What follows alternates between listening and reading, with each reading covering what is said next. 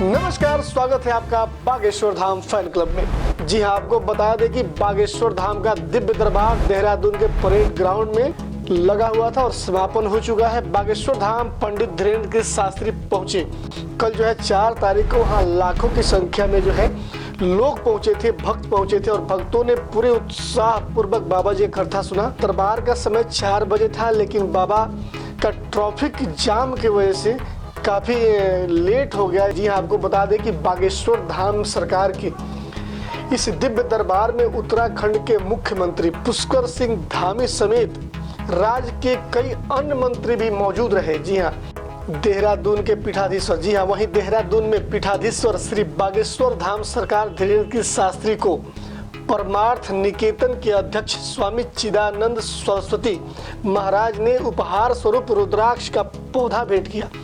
देहरादून के दिव्य दरबार में एक सरदार जी की ऐसी अर्जी लगी जो बाबा जी ने कहा उसको सुन के आपके रोंगटे खड़े हो जाएंगे। जी हाँ, बाबा जी ने कहा कि आप तो मानते नहीं हो, आप तो विश्वास नहीं करते हो, लेकिन सरदार जी ने कहा बाबा जी हाँ आपकी बात सही है, लेकिन बाबा जी ने जो कुछ भी बताया उसके बारे में सुन के रोंगटे खड़े हो जाएंगे। जब बाबा जी ने कहा कि आपके घर में ये समस्या है और इस समय से चली आ रही है और उसका निदान भी है, बाबा जी ने कहा कि आपके यहाँ जो समस्या है 1.5 साल में ठीक हो जाएगी, ये मैं गारंटी से बोलता हूँ। जाओ, आशीर्वाद है। आप वीडियो देखिए।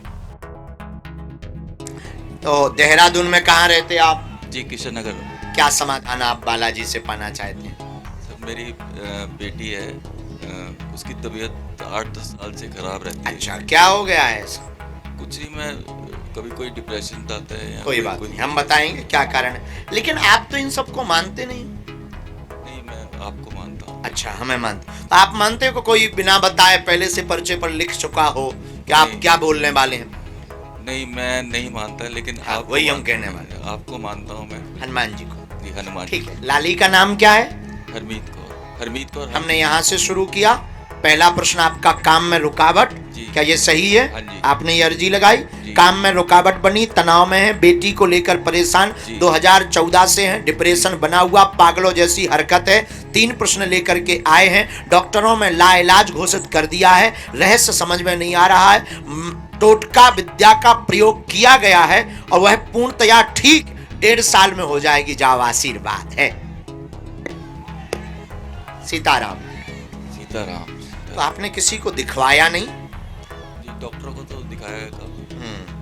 तो उनके इलाज में कोई लाभ नहीं हुआ? नहीं, लाभ नहीं हुआ। इसमें बीच बीच में स्थिति बहुत विचित्र आउट ऑफ कंट्रोल हो जाती है, विचित्र विचित्र बातें बोलने लगती हैं, गंदी हरकत भी विचित्र विचित्र करने लगती है, रोने भी लगती है। अच्छा, 2-2 महीने के लिए आराम भी लग जाता है, बराबर। अच्छा, इसमें कुछ चीजें बहुत गंभीर आ रही हैं जो हम बोल रहे हैं, सही हो तो स्वीकार करना। राम तंत्र विद्या करवाई, इसमें वैसा तो नहीं, लेकिन हमारे पास में उनका थोड़ा सा डिटेल आया है जिसने करवाया, लेकिन ये बात आप हमारे और अपने बीच में रखेंगे। हम आपको सिर्फ सावधान करने के लिए बता रहे हैं। बेटी को ठीक करवाना मंत्र चिकित्सा के बल पर बालाजी के चरणों से हम प्रार्थना करेंगे। आपको अखंड ज्योति जलानी है, बागेश्वर धाम लेकर के आना है और 3 मंगलवार बालाजी को चोला चढ़वाना है। चोला मतलब सिंदूर, और चरणों का चरणों तक उसे पिलाना है, क्योंकि दवाएं पूर्णतया काम नहीं करती, 1% काम नहीं करती, सिर्फ नींद की काम करती।